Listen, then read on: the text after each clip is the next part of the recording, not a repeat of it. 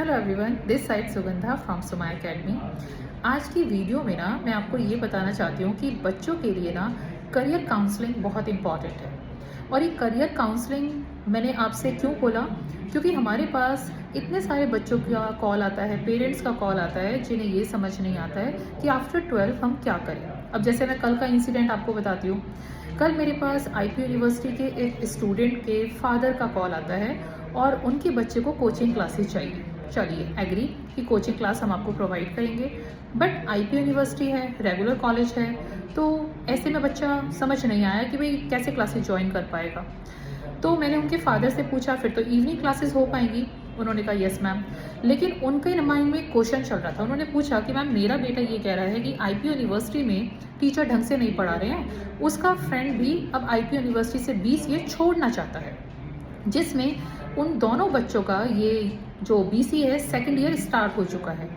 तो पहली बात, उनके फादर ने ये जो माइंड में डिसीजन लिया कि हम मेरे बेटे को क्या बीसीए आईपी यूनिवर्सिटी से छोड़ना चाहिए, तो आप एक चीज़ सोचो, आपका टाइम, आपका मनी, सब कुछ एक साल वहाँ पे लग चुका है। और क्या गारंटी है अदर यूनिवर्सिटी बहुत अच्छा पढ़ाएंगी। अगर आप किसी कॉरेस्पॉन्डेंस यूनिवर्सिटी में भी ज्वाइन करते हैं तो वहाँ पर भी बच्चों को ढंग से नहीं पढ़ाया जाता है बीसीए से रिलेटेड।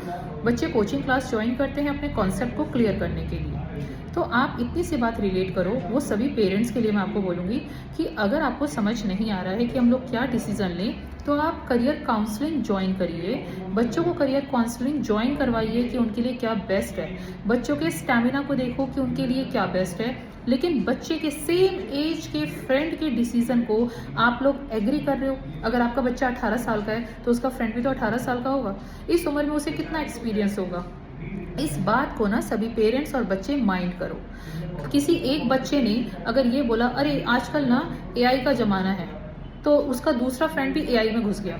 लेकिन हर बच्चे का सेम कैप्चरिंग पावर नहीं होता, सब बच्चों का सेम इंटरेस्ट नहीं होता, सब बच्चों को अलग अलग फील्ड चूज़ करनी पड़ती है अपने इंटरेस्ट के अकॉर्डिंग।